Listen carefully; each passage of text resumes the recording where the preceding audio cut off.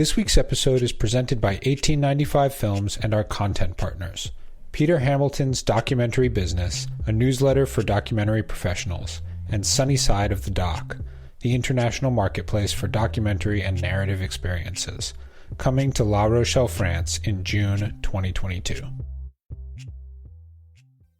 In the early 1960s, Malcolm X had a lot on his mind.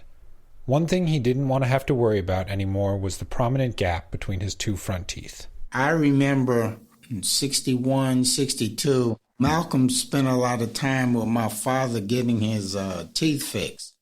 That's Darwin Salaam, son of Abdul Salaam, a prominent member of the New Jersey chapter of the Nation of Islam in that period, who also happened to be a dentist. By them spending a lot of time with him getting his teeth fixed, obviously Malcolm shared some of the teachings to the point to where my father was an assistant minister for Temple number 21 in Jersey City. So Minister Malcolm, I can remember vividly when he would come to the office, he would always have a smile for me. And I always had to stare up. I thought he was 7 foot tall. But there was another reason Malcolm X liked to visit with and talk to Abdul Salaam. During that time, my father was an avid 8mm film taker. So they talked a lot about his early film work. He would always go around with that 8mm. Our being a black man and being a Muslim is inseparable, because Mr. Muhammad teaches us that the religion of Islam is the very nature of the black man. So that when a black man is awakened and can think with his own mind and his own brain, his whole attitude is Islamic. He just had a burning desire to record history. At that time, it was history being made. I'm Tobiah Black, and this is Artifactual from 1895 Films.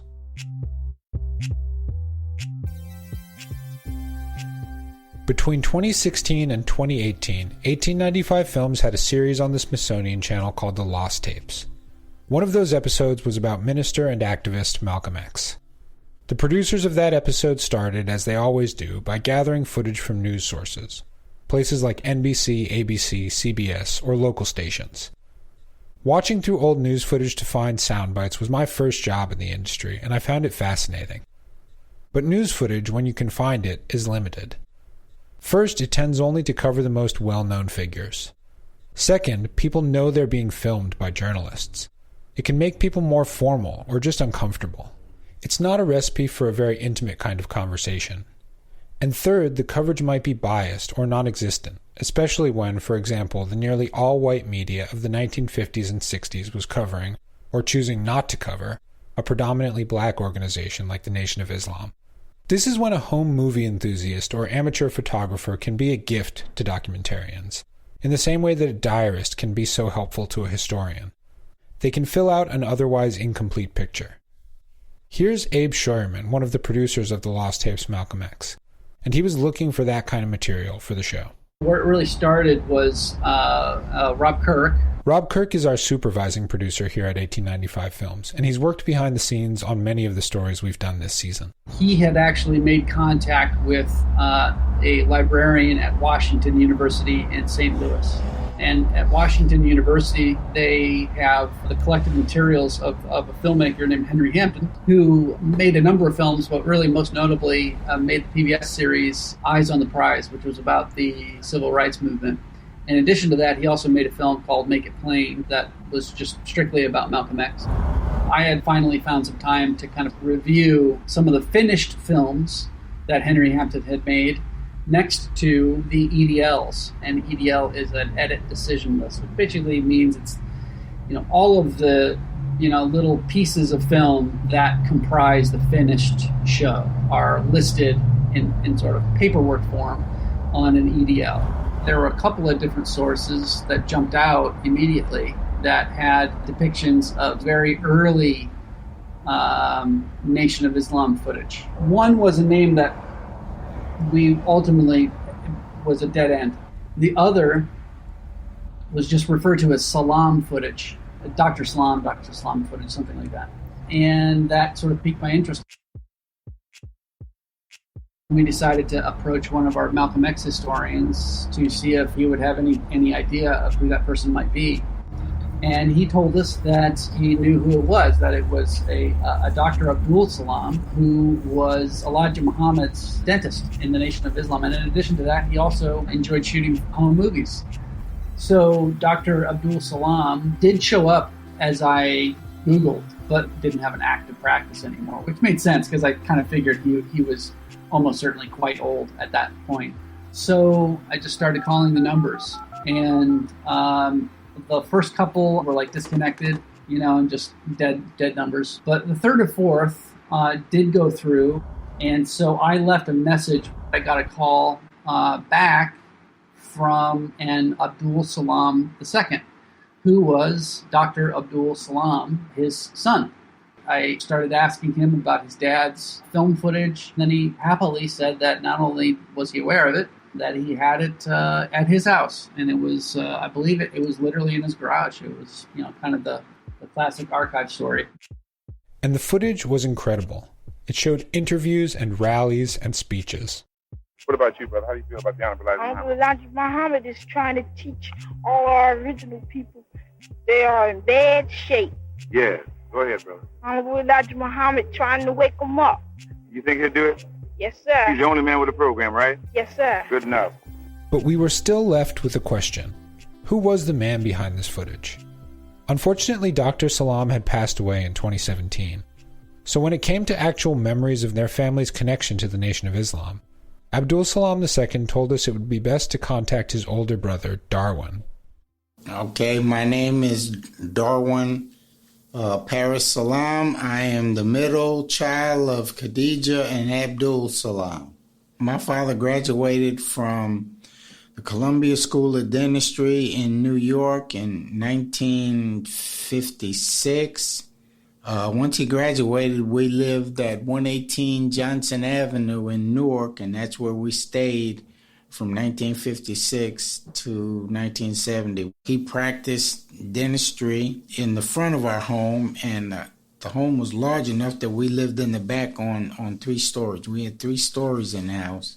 His office had a waiting room and 2 operatories and a lab area, because he did his own lab work. My mother and father accepted the Nation of Islam during the late 50s, 57, 58, 59. They primarily worked with Minister Malcolm X and Minister James 3X McGregor from Baltimore to establish the nation's footprint in Newark, New Jersey. In the late 1950s, the Nation of Islam's profile was rising. But Islam didn't suddenly appear in black communities in the U.S. in the middle of the 20th century. It had existed in various forms for hundreds of years. Islam in this country dates back to the times of enslavement. That's Dr. Elena Morgan. She's a professor of history at the University of Southern California. And a large proportion of enslaved people were from regions of West Africa where Islam was, if not the majority religion, was an extremely prevalent religion. We don't know exactly how many people were forced, right, to come to the Americas from West Africa who practiced Islam. But we can assume that there was a large proportion of people. And those people practiced their religion oftentimes in secret because there was a huge Christianization project. Christianity was a backward justification, right, for the slave trade. This idea of civilizing African descended slaves through religion was a huge justification after the fact. And so people were not allowed to practice Islam. So they did it in secret, oftentimes as a form of resistance. Eventually, the international slave trade is outlawed. We don't have enslaved people being transported from the African continent. And so we lose that connection, that direct connection with West African culture. And so there are still practices that are kept, but people lose the connection to why they're doing them. So you will see people recount using prayer beads, praying on rugs facing east, right? Churches that face east, altars that face east, things like that. All things that are obviously referencing Islam, but they don't make the connection between that and Islam itself. It's only in the Great Migration, when a lot of Black people start moving from the South to the North with this idea that they're going to kind of find a racial utopia, that things are going to be so much easier for them. When they arrive, they realize the North has its own racist issues. They're living in slums, they're living in tenements, they can't find jobs, right? They're dealing with all kinds of other racial violence. And it's at this point that these storefront churches and mosques begin to pop up in cities like Detroit, Chicago, New York, right? Like all of these centers. I mean, one of these movements is the Nation of Islam. So the Nation of Islam starts in 1930 in Detroit, and it's started by this man named Fard Muhammad. Not a lot is known of him. This is very common of these kinds of storefront, right, like religious traditions. And so for him, Islam was the original religion of Black people. Black people were not Negroes, right, as they were called back then, but instead they were members of an ancient, powerful, historical tribe called the tribe of Shabazz. This tribe doesn't actually exist. He kind of makes this up.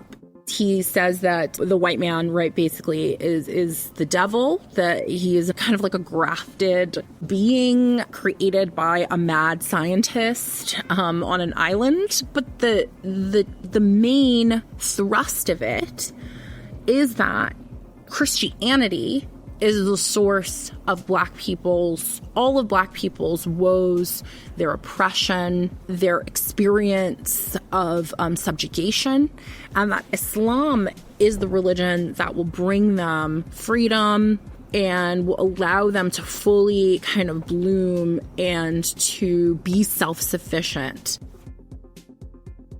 People begin to say, we used to practice Islam. This is our original religion.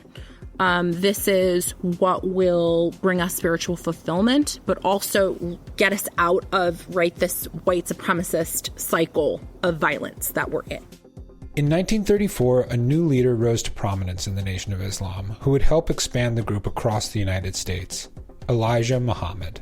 So Elijah Muhammad becomes the leader of the Nation of Islam in 1934, and he's the one that kind of brings it from what is a pretty marginal regional city-wide organization to eventually something that is nationally recognized and has like a robust national membership. For my dear brothers and sisters, the Black nation here in America and throughout the world, this is a call for unity between us. And it's in 1948, right in the middle of this period of national ascendance around Elijah Muhammad, that a brilliant young man still going by the name Malcolm Little, serving a 10-year prison sentence for larceny, first encounters the teachings of the Nation of Islam. His brother writes to him and says, don't eat pork, don't smoke cigarettes, I will show you how to get out of here. Right? His brother had converted to the Nation of Islam, and so that was his entry point. And I think at first, he's really cynical. But then, right, he gets into the materials. He starts to read about the Nation of Islam. He starts to write letters, right, to Elijah Muhammad. He eventually gets his ex. Then he becomes really, really invested in the Nation of Islam. And so when he gets out of prison in 1952, he immediately goes to meet Elijah Muhammad, and he really, really, really quickly, he just moves up the ranks, and he becomes the minister of Harlem's Temple No. 7 by 1956. And it was probably there at Temple No. 7, not too far from Columbia's College of Dental Medicine, that Abdul Salaam first met Malcolm X. Here's Abdul Salaam's son, Darwin, again. When Malcolm was a minister in New York, my father spent a lot of time going back and forth from Newark to New York, listening to him teach.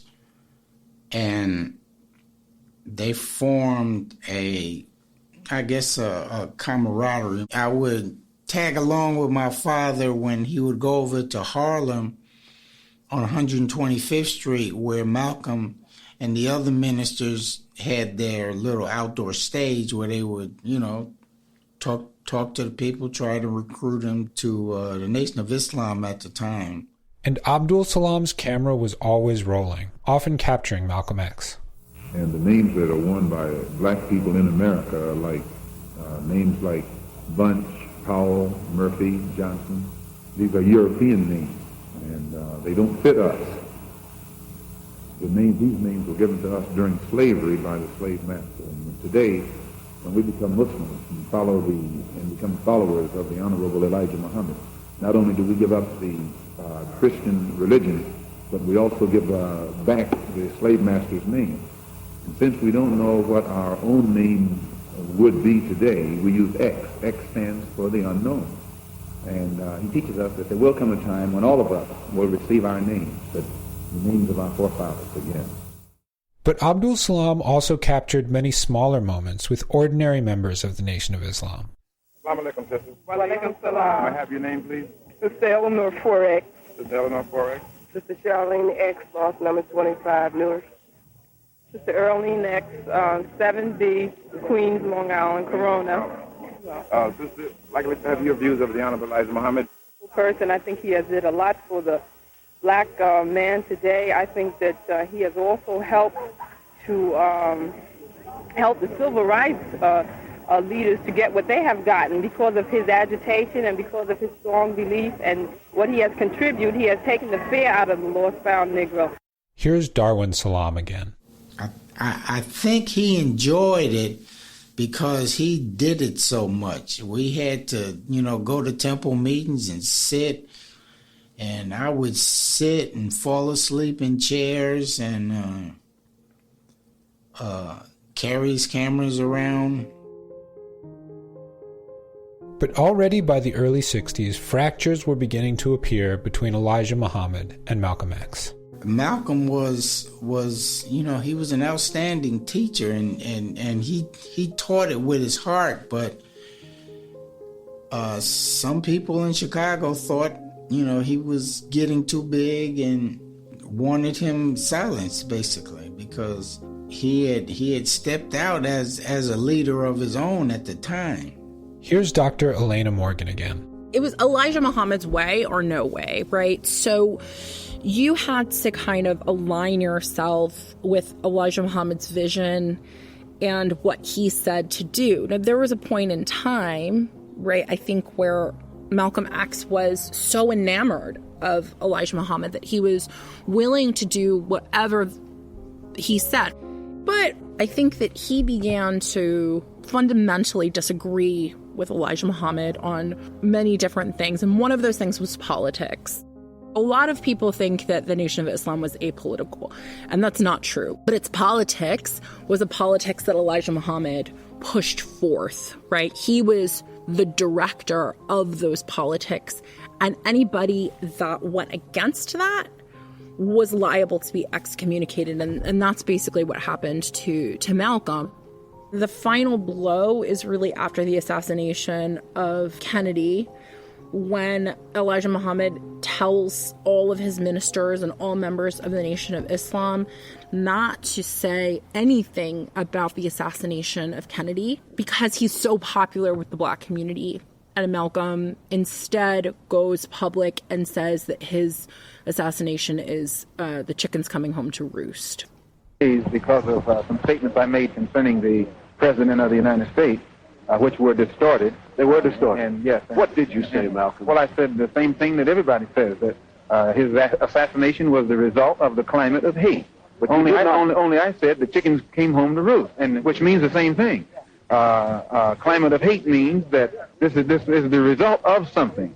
And when I said chickens coming home to roost, I said the same thing. And that's the comment that basically gets him excommunicated from the Nation of Islam.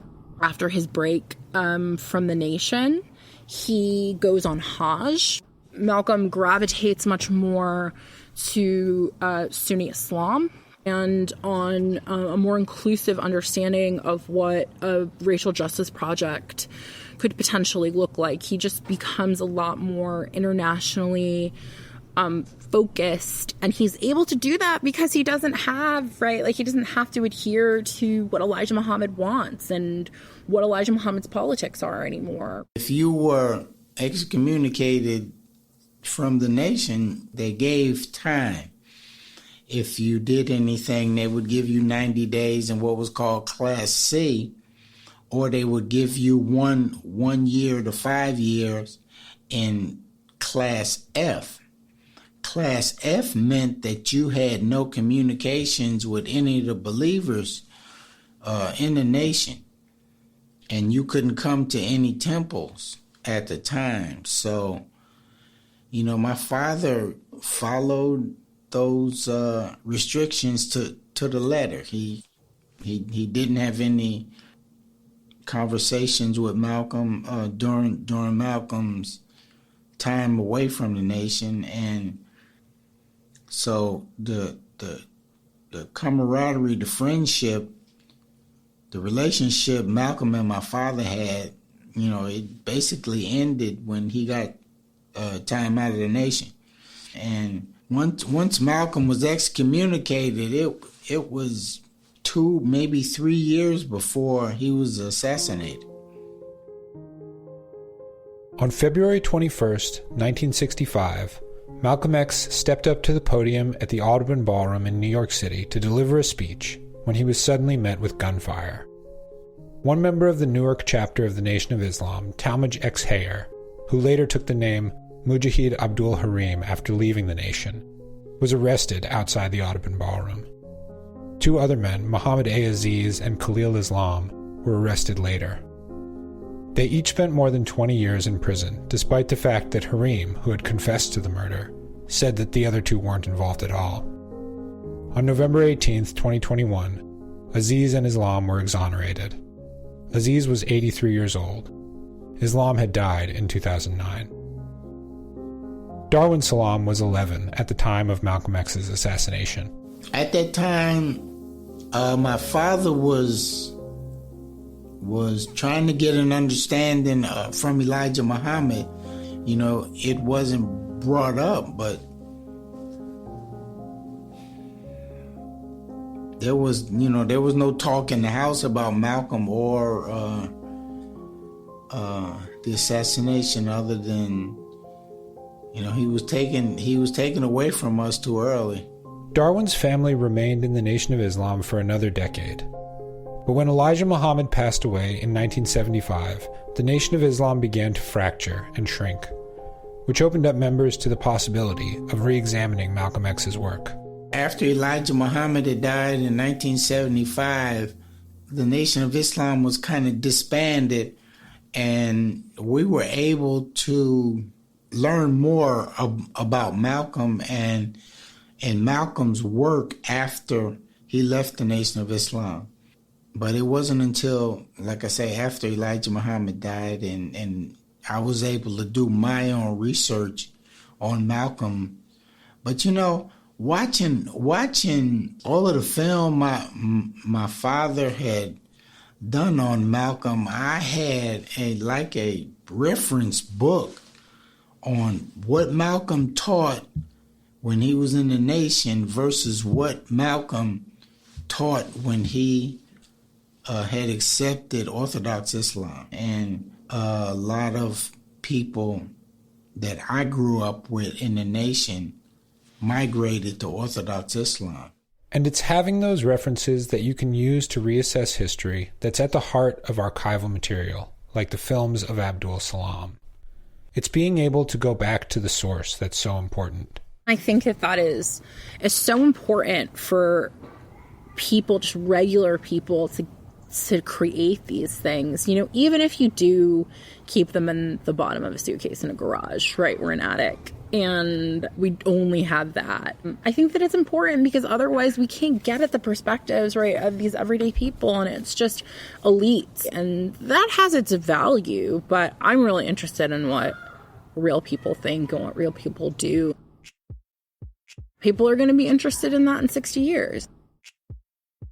What's in the bottom of a suitcase in your garage that people will be interested in 60 years? Thanks for listening to the first season of Artifactual. We'll be taking some time off, but we'll be back next year with more episodes. In the meantime, if you have a piece of archival material with an interesting story, send us an email at artifactualpod@gmail.com. This episode was written and produced by Will DePagne. It was sound designed and mixed by Fran at 17th Street Audio. We had additional production help from Alice Pitt-Leaf. Our executive producers are Tom Jennings and Ellen Farmer at 1895 Films. The music you heard in this episode came from Scan Globe, Kai Engel, and me. If you want to learn more about our documentaries, you can find us on Twitter at 1895 Films or at 1895films.com. And if you want more Artifactual content, you can visit our website, artifactualpodcast.com.